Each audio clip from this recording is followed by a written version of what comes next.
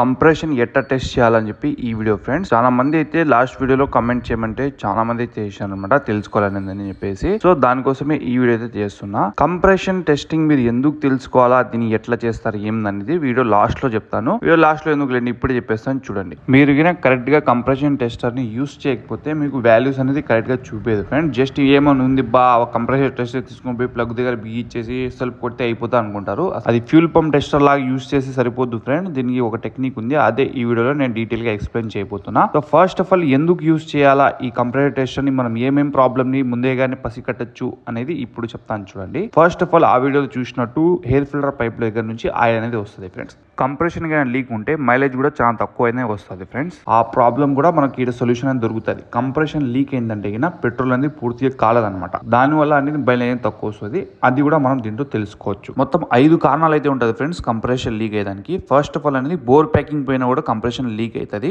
Next bore piston అరిగిపోతే ఈ విధంగా అవుతుంది. థర్డ్ వచ్చేసి హెడ్ గ్యాస్కెట్ పైన కూడా ఈ ప్రాబ్లమ్ వస్తుంది. కానీ హెడ్ గ్యాస్కెట్ పోతే ఒక విధమైన పడపడ అనే సౌండ్ అనేది వస్తుంది ఫ్రెండ్స్, అది మీరు బయట నుంచి కనుక్కోవచ్చు. ఫోర్త్ ప్రాబ్లం వచ్చేసి హెడ్ లో వాల్స్ కట్ అయిపోయినా, గైడ్లు పైన, వాల్ సిల్లు పైన, వాల్ సెట్టింగ్ పైన ఈ ప్రాబ్లం అనేది వస్తుంది ఫ్రెండ్స్. ఇప్పుడు మీ బండికి ఈ 4 బాగుంటాయి నేను చెప్పినట్టంటే 5వ ప్రాబ్లం అనేది మీ బండిలో ఉంటుంది ఫ్రెండ్స్. వాల్స్ క్లియరెన్స్ అనేది కరెక్ట్ గా ఉండాలన్నమాట. ఎక్కువ టైట్ ఉంటే ఎగ్జాస్ట్ వాల్ కానీ ఇన్లెట్ వాల్ కానీ ఈ ప్రాబ్లం అనేది వస్తుంది ఫ్రెండ్స్. టోటల్ 5 ప్రాబ్లం అనమాట.